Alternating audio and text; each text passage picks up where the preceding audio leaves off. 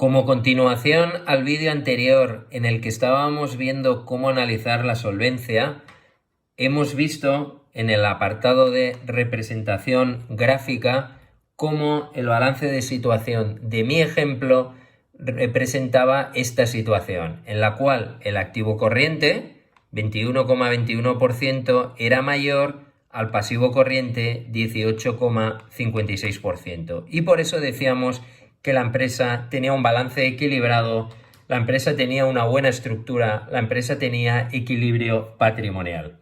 Fijaros que lo que acabamos de operar no deja de ser un ejemplo, pero si nosotros vamos cambiando enunciados, nos damos cuenta que podemos llegar a 4 posibles situaciones que son las que tenéis precisamente ahora en pantalla.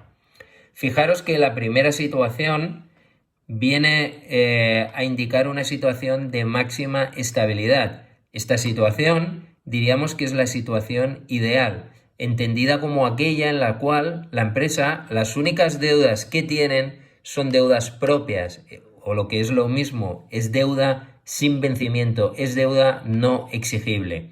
Ciertamente podríamos decir que esta situación, que insisto es idílica, muy rara vez la vamos a ver. Por lo tanto, vamos a situarnos en las otras 3 situaciones que realmente son aquellas con las que normalmente nos vamos a encontrar.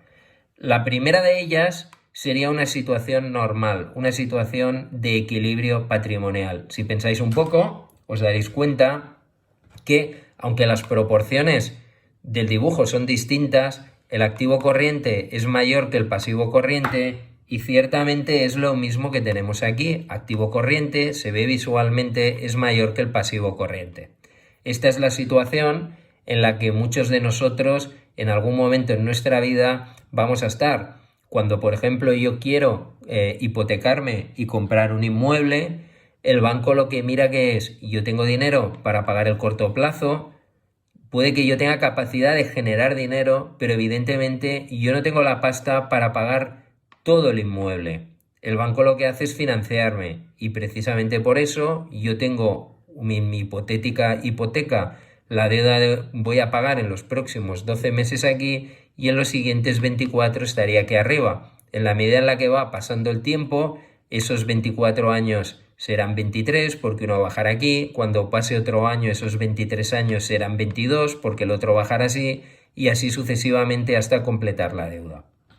Bien, la siguiente situación sería una situación claramente mala. Fijaros que el activo corriente es menor que el pasivo corriente y esta misma situación también la veo en la última caso que aquí os presento.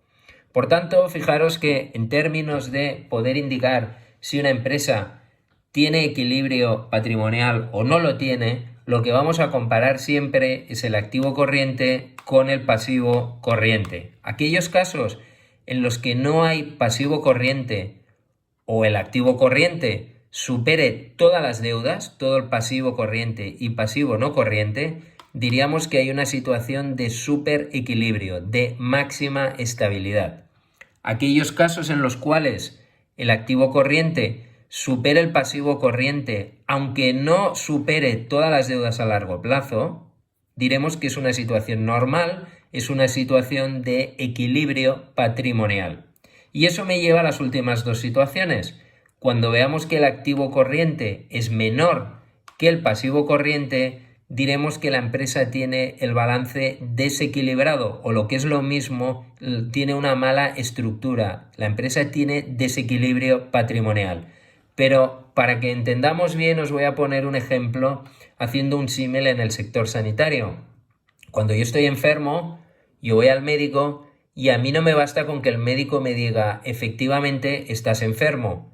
Si yo en mi análisis no profundizo, no digo nada más, lo que estoy haciendo es lo mismo que me acabo de comentar. El médico te dice que estás enfermo. Decir que el activo corriente es menor que el pasivo corriente, insisto, significa un balance desequilibrado. Pero lo cierto es que cuando nosotros acudimos a un facultativo de la sanidad, lo que queremos no solamente es que me diga que estoy mal, eso yo ya lo sé porque no me encuentro bien, lo que yo quiero es que adicionalmente me diga cuál es la enfermedad que yo padezco.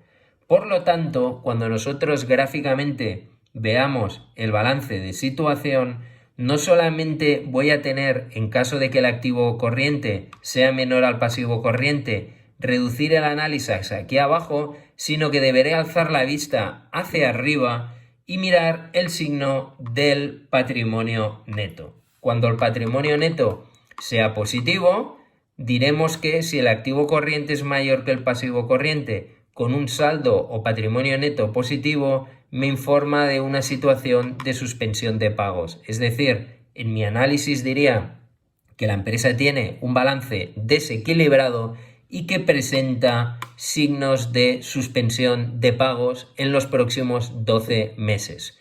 Fijaros que cuando yo el análisis lo repita y lo que vea es que el activo corriente es más pequeño que el pasivo corriente y adicionalmente el patrimonio neto es negativo, diré que la empresa está en situación de quiebra. Fijaros que una situación de suspensión de pagos es equivalente a un paciente que está con respiración asistida. Puede que fallezca o puede que no. Una empresa en situación de quiebra se puede reflotar, pero simplemente metiendo pasta los socios. En cualquier otro caso, diríamos que como el socio no ponga dinero, la situación es irreversible. A mí me gustaría dejar claro, puntualizar una última cuestión, y es que poner dinero en una situación así no implica solucionar el problema. El dinero es darte tiempo, es darte aire, pero lo que habría que acudir es al problema de raíz que me ha llevado a esta situación.